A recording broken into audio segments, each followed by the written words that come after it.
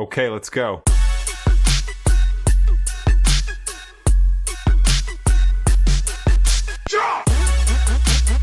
Hello and welcome to another episode of the Beerette Chats With, part of our 4-part mini-series called the Fab Four. And this month's episode is with Will Rogers from Charles Faram. Will, thanks for joining the show. Hi, Martin. Nice to meet you. Yourself as well. Kick things off for those of you who don't know who you are, and can you give us a quick overview of Charles Faram and your role? Okay. Charles Faram is an old company. We were founded in 1865 and we have sold hops to brewers ever since. It's a slightly strange setup, very traditional. So we are what's described as a hop merchant and factor. So a hop merchant sells hops to brewers and a factor represents the grower in the transaction. So for some reason, lost in the mists of time, Charles Faram has represented both the grower and the brewer in the trade, and that's given us a unique perspective on how the industry works. My role is Group Technical Director, which sounds very grand, but actually it just means I'm interested in everything and probably stick my nose where it shouldn't be. So I run the breeding program here. I look at any technical innovations we can have or can follow up. And at the moment, I'm quite heavily involved in a couple of PhD projects we've got trying to push forward sustainability on hop production, not just in the UK, but worldwide. Awesome. And what kind of sustainability programs are you launching? So the two PhDs we're looking at, one is using a product called biochar, which is pyrolyzed organic matter that we effectively plant with the hops themselves, and that charcoal, if you like, acts as a sink for carbon. So it's holding carbon in the soil. It holds water in as well. It's porous. It holds things like nitrates and phosphates in. Well, this is the theory. This is why we're doing a PhD on it. And some of you may have seen that farming is given a bit of a bad press about the amount of nitrates and phosphates that go into our water supply. And the idea is that this biochar will hopefully hold that, allow the hop plants to use it, but it will stop it leaching directly into the rivers and our water courses. Okay, so that's one of them. And the other one is looking at wildflower interventions to increase the biodiversity within our hop growing areas, because historically, and my family were hop farmers. So my grandfather said you can't grow two crops, meaning you couldn't grow a crop of hops and a crop of weeds. And so what we're trying to do is look at plants we can grow that won't harbour other diseases that might affect the hops, and that effectively they won't affect the hop growing, but they will increase the biodiversity and allow us to encourage wildlife, if you like. Yeah. Obviously you've been around for centuries. What makes British hops unique compared to other parts of the world, say for instance the US? So there's only a couple of maritime climates, islands effectively, that try to grow hops.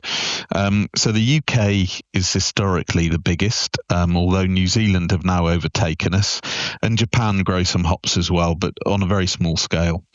So our maritime climate gives us a very different environment to grow hops in than say Germany or the US, the two biggest international growers, and it gives us a very sustainable but different environment to grow them in, and quite challenging. Oh yes, it's very difficult growing hops. They're very susceptible to fungal diseases, and actually our maritime temperate climate, so we have quite a humid climate. Not so much this summer, but normally we have quite a humid climate, and the fungal diseases just really thrive in that humid environment. Definitely. So, how has demand for British hops changed in recent years, especially, with the rise of, big, juicy, hazy beers? Yeah, I think if we look at the UK beer market, there's been a lot of talk about IPAs, and certainly within craft beer, IPA has had a meteoric rise, and NEPAs as well. Yeah. But if you look at the market as a whole, it's still massively dominated by industrial lager. And there's nothing wrong with industrial lager. I'm not criticising the brewers that make that, but generally speaking, those industrial lager producers look for, in their hops, they look for neutrality. They don't want big flavour and aroma profiles, and they want cheap hops. They want cheap alpha, cheap bitterness. And so the Germans have really dominated that. The Americans did a very good job of coming up with new varieties that provided flavour and aroma for IPAs as they emerged about 15 years ago, the sort of trend in the early noughties. And the UK has had to look for its own niche within that. Our British hops tend to work best in cask beer. So we certainly saw a lot of pressure during COVID when all the lockdowns happened. There was a massive reduction in demand because people couldn't go to pubs to drink cask beer. Yeah, because of the shelf life. Yeah, absolutely. It created a huge problem in the UK industry. So we've had to breed hops that work well in IPAs, and breeding hops isn't a quick thing. Historically, it took 15 years to take a variety from the initial breeding to commercial status, and that's relying on you getting it right first time. Whereas in fact, this is an iterative process. And so if you take Citra, for example, Citra's commercial release, I think, was 2009. Even drinkers who wouldn't consider themselves to be beer obsessed know what Citra is. They recognise that. It's quite shocking considering it came around in 2009 and how popular it is now. It seems like it's been around for a lot longer than that. Yeah, it's interesting how quickly we become acclimatized to these things, really, isn't it? Yeah, definitely. So that was 16 years ago, but actually that hop had been in development for 15 years before that, and it was nearly rejected. And at the time that was bred, it only survived because it was a curiosity. The growers actually didn't think it was ever going to be anything commercial. And it was kept as a curiosity, and it was a brewer in the US who came along, I think it was Miller Coors, but I may be wrong. Don't quote me on that. Who said they wanted something really citrusy. And the hop breeder at the time, who was at YCH and Haas, so the hop breeding company, they said, "Oh, we've got this curiosity," and that's what brought it through. So, we're talking about quite a long lead time when we're looking at new hop varieties, and as such, it's taken us a little time to get new hop varieties coming out of the UK that weren't designed or selected to be just in cask beers. Yeah. If you think, can you give us a few examples of the new hops that you've got? Yeah. So some of the new varieties that we've come out with at Charles Faram are things like Jester, Olicana, Godiva, Mystic, and Harlequin. And there are other new varieties. We say new varieties, but actually Ernest is a variety that was bred in the 1950s by a very clever chap called Ernest Salmon. And that variety was rejected from the UK programme. Again, it was kept as a curiosity, but that has been relaunched about 5 or 6 years ago, and has got some momentum. And that although it's not a new variety, has got some of those new style flavors, pineapple and things that work really well in IPAs. Yeah. Do you reckon that's probably why it was kind of rejected and kept as a curiosity back then? Because obviously back then, I think beers were quite bitter. Fuggles was a massive hop, and it wasn't too much going on. And I don't think people enjoyed them sort of fruity beers back then. I probably didn't even have any, but... So you've hit the nail on the head, actually, Martin. When it was in 1956, it was brewed with, and it was compared with Fuggle. That's exactly what they did. They compared it with Fuggle, and when it came out with what they would describe as a rough, coarse American character, it was rejected. So it was kept as a curiosity. Its parent is a Neo-Mexicanus, so a wild hop that was found in New Mexico. And so it has some really interesting agronomic properties. So it was kept as a curiosity, and it remained in the collection to be rediscovered in the about 10 years ago. Awesome. So how do you breed a new strain from an original hop? How do you take certain things from a hop and give it a new flavour? So hops are dioecious, meaning there's a male and a female plant. We brew with the female, so the cones that we brew with are the female fruit, effectively. So when we're running a breeding program, we select the female with the characteristics that we want, and we normally select a male that within the family that male belongs to may have had some of the brewing characteristics that we like, but also that plant is hopefully displaying some of the disease resistance characteristics that we're looking for. We cross them, and then we hope that the seeds of that will produce the properties we like. But much like families in humans, you'll get a vast array of different characters and different properties. You can't always guarantee that you get exactly the properties you're looking for. So it's pretty much like brewing a beer with a single hop and adding certain amounts throughout the brewing process and different times and everything, and coming up with a recipe that you like, pretty much. I would say it's even more random than that. From the same cross that we have made, we will get a Fuggle or a Golding type up to a high aroma, a Citra mosaic type. They're all sisters, or brothers and sisters. They just express their genes quite widely, is the way we describe it. So it can be all over the place, and we plant about 15,000 new varieties a year from those crosses. Yeah, awesome. Okay, that clears everything up. I'm always fascinated with how that sort of area worked and how it was done. You obviously spoke about the recent varieties that you bred, the Olicana, Harlequin, Ernest. Which one would you personally say you was most excited about? I have a vested interest, and I would say Harlequin, because we were so the timeline was that in 2009 we bred Jester, and we'd been told that it couldn't be done in the UK, that our climate didn't suit high aroma varieties.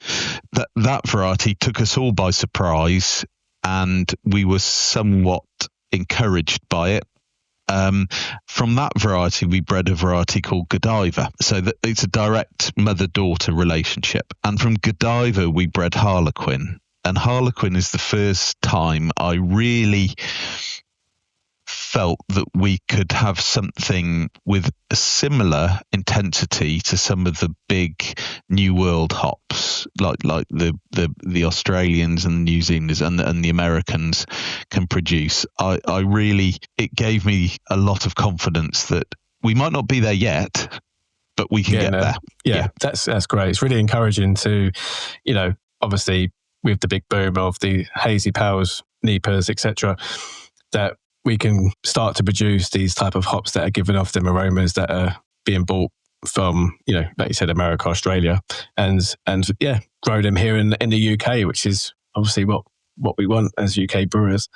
It's got to be more sustainable, hasn't it? If we can grow them on our back door, we should be trying. We need Mother Nature to be a bit more kind with the weather for us. Yeah, more predictable would be nice. My view on sustainability is we can mitigate most things. We just need time to work out our solutions, and once we've got our solutions, we will be in a very, very strong position going forwards in the UK. Yeah, it's exciting.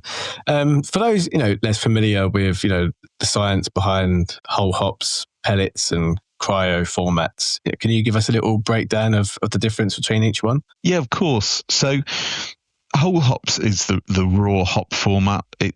I described it earlier as a fruit. Strictly, it's strobile, but that is the fruit of the hop. It contains alpha acid, beta acids, and oils that give you the bitterness, the preservative factor, because you've got to remember that's why IPAs exist, is because of the preservative factor of hop. So that's the beta acids mostly at play.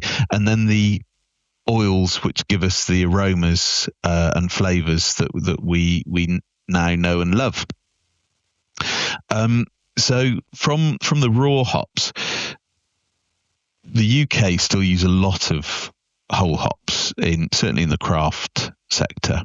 Yeah, and that's useful. They're useful for many reasons. They act as a natural filter. When you add them to the copper, they filter out the beer, and you end up with a clear beer quite naturally without having to use too many other adjuncts. But they're quite a pain to clean out. About, how many would it be? 50, 60 years ago, they developed a method of chopping the hops up into tiny little bits and then pressing them into a pellet. And that pellet was called a Type 90 pellet. So Type 90 means that you got 90% of the weight out that you put in. Mm-hmm. And the reason why you lost 10% was mostly because they would lose some moisture and they would take out some extraneous material that probably shouldn't have been in the hops in the first place. So although we call the pellets Type 90 now, pellets are actually about 97%, because the growers now realise that we don't want mud and bricks and bits of bine in the bales of hops, but they do go through a cleaning process. Yeah, that's what a Type 90 is. So they're ground up and they're pressed through a die. There's no other additives to glue them together. It's just the oil in the hop and a little bit of pressure, and it creates a hop pellet. Yeah. So the Type 90s are the T90s, are what you see when you for home brewers who are purchasing hops. Yeah, and they. They're easier to use, whether it be in a large brew house or in a small brew house. Filtering out the finer hop material is relatively straightforward. Big brewers have whirlpools, and actually from a handling point of view, that's very, very easy then for them. So then we have, beyond that, we have Type 45, and I would put Cryo in the same technology as Type 45. So how Type 45 works is we grind the hops up or chop them up much the same as you do in Type 90. You've probably pre-frozen them, actually. You get them cold first. So Cryo works at -30, but you could just freeze them at -20 if you liked. And at that temperature, the lupulin, the yellow sort of oily powder, and the glands that are in the hop, instead of being sticky, they become less sticky. So you've got this, you've cut them up, you've got this material which is a mixture of plant material and lupulin and oil, but you've got it cold, so it's no longer sticky, and you put them through a sieve. The plant material stays on the top and the lupulin falls through. Then you can take that lupulin, that enriched hot oil, if you like, and you recombine it with some of the plant material and you put it through a dye, much like the Type 90 process. And that allows you to end up with, we call it lupulin enriched. It's a mechanically enriched pellet. So you're normally doubling the alpha and oil content relative to the materials. Type 45 meant you ended up with 45% of the material coming back. The 55% that was lost, that was mostly just plant material with it would have some polyphenols in, but it didn't really have any alpha or aromatic oils left in it. So you're boosting like your flavour and aroma from that hop using a T45. Yes, yeah. That's the idea, is you get more bang for your, I wouldn't say buck, it's more bang for the amount that you add, because effectively you're putting in twice as much material, although you've managed to get rid of some of the waste beforehand, if you like. How would using Cryo hops differentiate in brewing, and how does it influence flavour and stability over time? Does it last longer, or? I think there are different types of Type 45, and Cryo in particular, YCH have done a lot of work on the whole cold chain throughout the whole process. So although the technology is very, very similar to Type 45, the whole processing of the pellet is done under low temperatures. And so I would say it has less oxidation, and as such, it probably is more stable in the beer. But the differences are relatively marginal. As far as the difference in the brewery, personally, I wouldn't worry about using a concentrated pellet in the hot side of your brew house. And the reasoning is that I think the cost of the mechanical enrichment doesn't give you enough of advantage on the hot side of the brew plant. But for me, it makes a massive difference when you're dry hopping. It allows you to add less material. You get far less losses, because for every kilo of dry hop you use on an industrial scale, you lose about 10 litres of finished beer. And by reducing that in half, you're halving your losses from that perspective.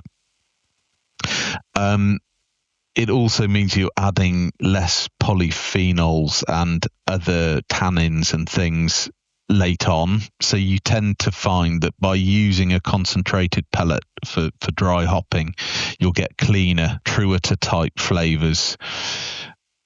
Some of you that will have tried dry hopping with Type 90 pellets, there comes a point where actually adding more doesn't give you more flavour, because some of those other compounds within the hop, you end up with more of the grassy, resinous characteristics, and not those tropical fruit flavours that maybe you're looking for. And the concentrated products allow you to get past that natural limit and get more tropical. And get more beer out of your fermenters. Absolutely, yeah. Yeah.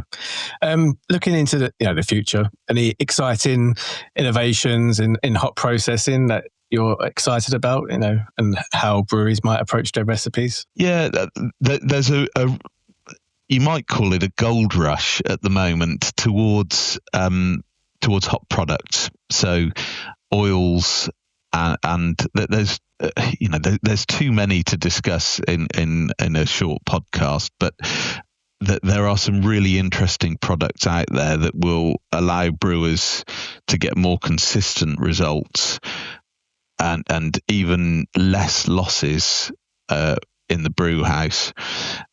Coming from the hop growing side, there is a part of me that says I'd rather people were using the natural product. But you just can't argue with the results that you can achieve with some of these products. We have a vested interest in abstracts. because we sell their products, and they're using some really interesting technology to give a really true to type addition that you can do post fermentation, and it just makes it so easy and reliable and consistent. We've got brewers who are having incredible results, and I know there are other products in the market where people are having similar having similar claims made, and it is a really exciting time from that perspective. The science of these products is really pushing ahead, where 10 years ago the hop products on offer were pretty primitive. It might have been a CO2 extract, so they just use CO2 as a solvent to extract all the oil, and then you whack it in the beer. But it was terribly inefficient. It was just like using too many hop pellets. It didn't give you the desired result, and a lot of the hop oils were not miscible in water or beer, and you ended up, it coated the brewing equipment but didn't get into the beer, and it's a really exciting time now that we have these products that are so easy to use and provide some incredible results. Yeah, definitely. I mean, as a home brewer myself, I'm seeing a lot of products coming out, and yeah, it's really exciting, especially with the oils, and where you can use less and get more beer as well, which is good. How would you say the last few UK hop harvests have been? How are the yields been compared to maybe 10 years ago? Is it to do with the weather, the climate, the cost of ingredients, or everything coming into play? So the last 3 harvests, and we've just started the 25 crop harvest, Martin, so I'm going to include this as one of those 3, have been the most wildly inconsistent you could imagine, and part of this is climate change, but also during COVID. And I'm sorry to keep harking back to that, but every guest mentions COVID. It's not quite gone away from us yet, has it? It hasn't. It just keeps sneezing, and we keep catching a cold. It's like a bad smell that won't go away. Yeah.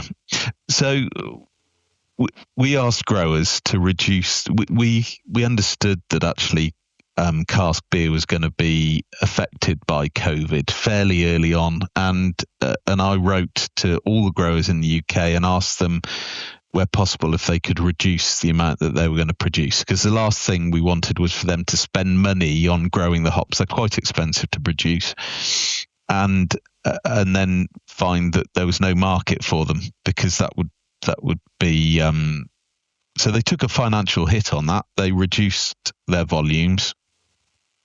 But when you ask a hop not to produce, we call them idling, and there are various ways of idling hops. But actually, in all honesty, it would probably be better to dig them up and throw them away and start again when the market recovers. And we've found that the roots have taken quite a long time to become consistent, and some of them still aren't consistent. They'll produce a good crop one year, and then they won't produce a good crop the next year.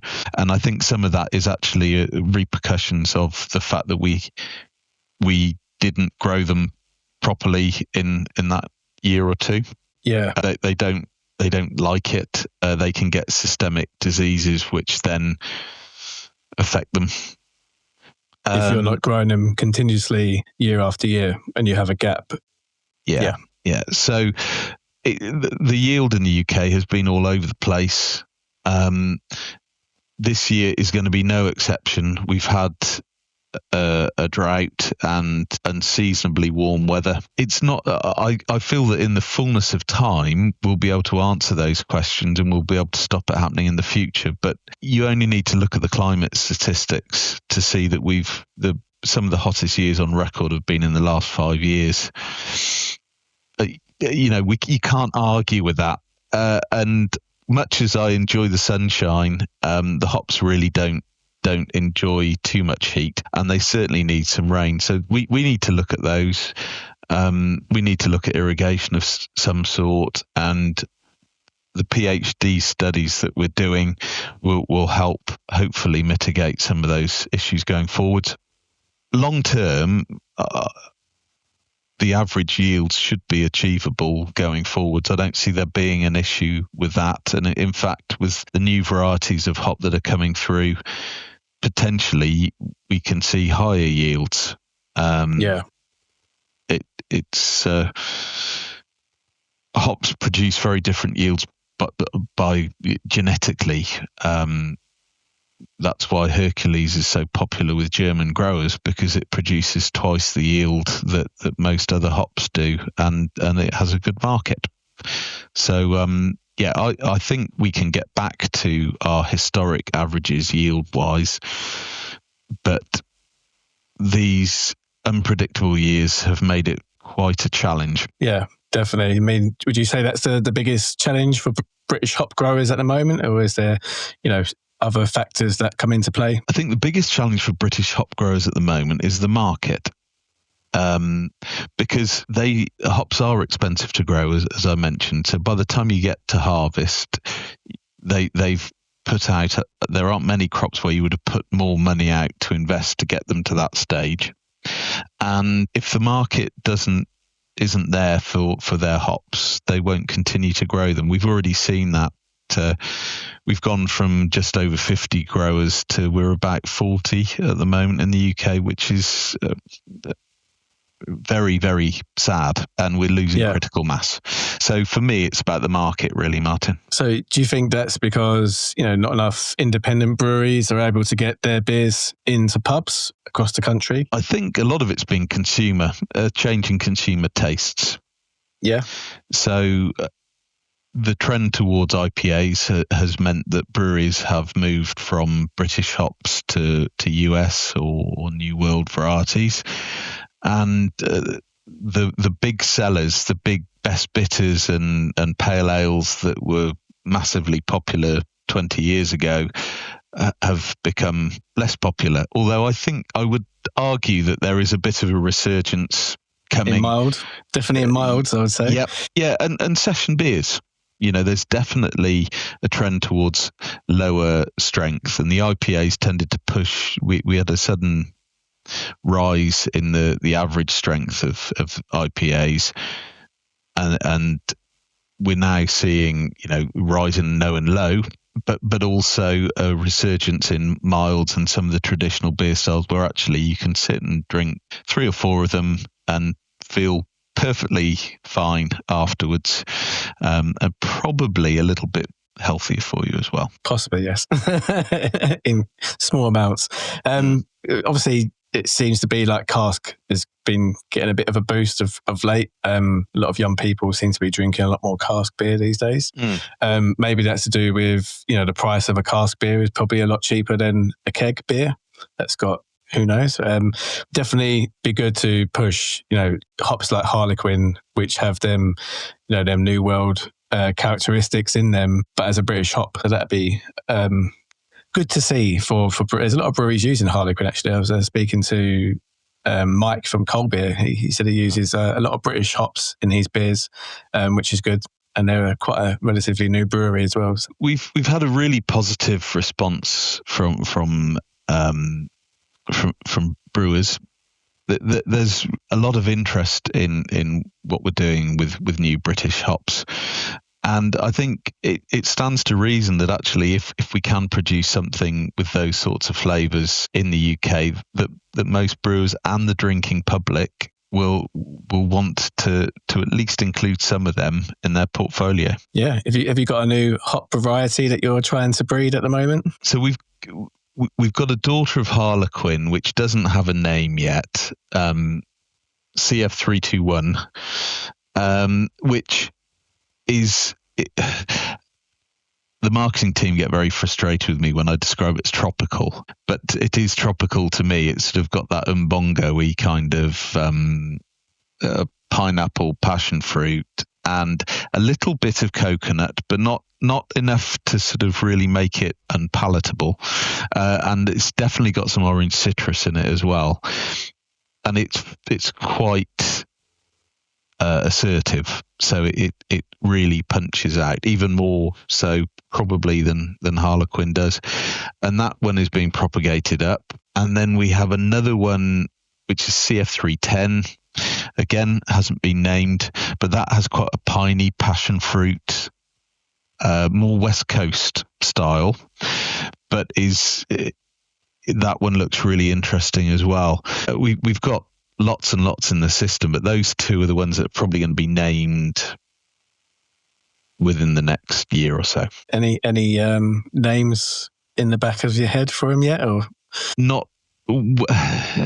Well, for those of you know Paul, the MD at Charles Faram, he likes Dusty Bin as CF321, referring to the old game show.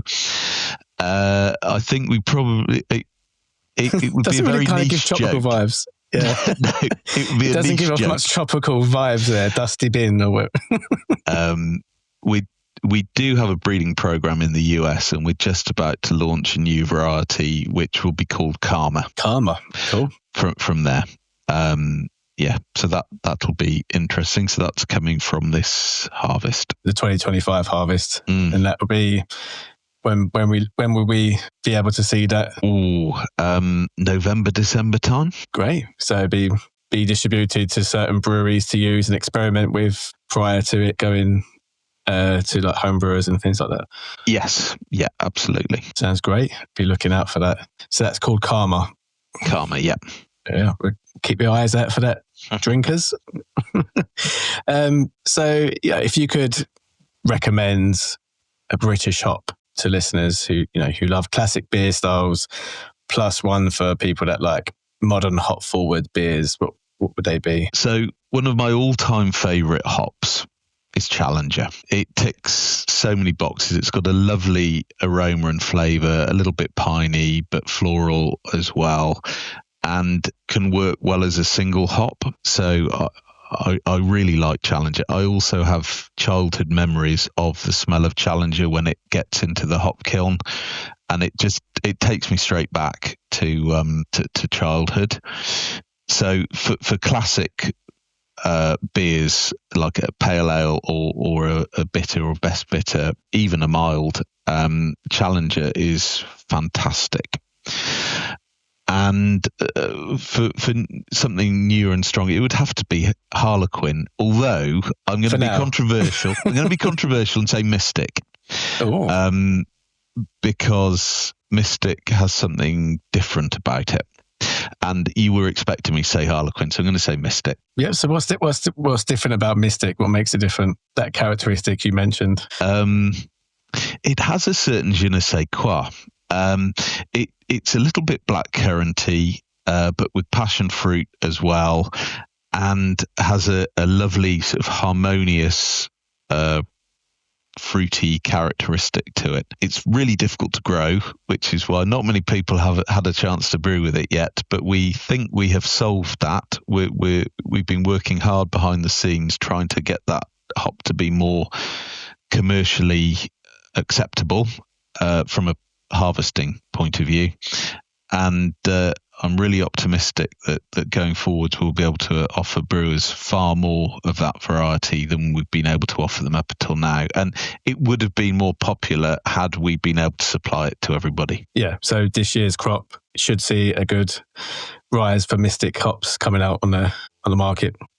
A little bit of an uptick this year, but a much bigger uptick next year when we have some new virus-free plants that will hopefully not have the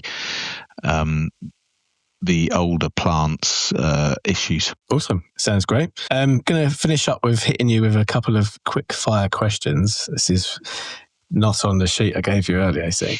What would you say your favourite brewery is right now? Oh, Martin, you can't do that to me. Oh, I can. You can name more than one. I'll give you 3 to make it fair. Utopian are doing some amazing things in the UK with British hops, and I just hats off to them. Every beer I've had from them is absolutely amazing. Am I allowed to say I've got a guilty pleasure? Yes, of course. We all have a guilty pleasure. So I did a podcast from Budweiser Budvar,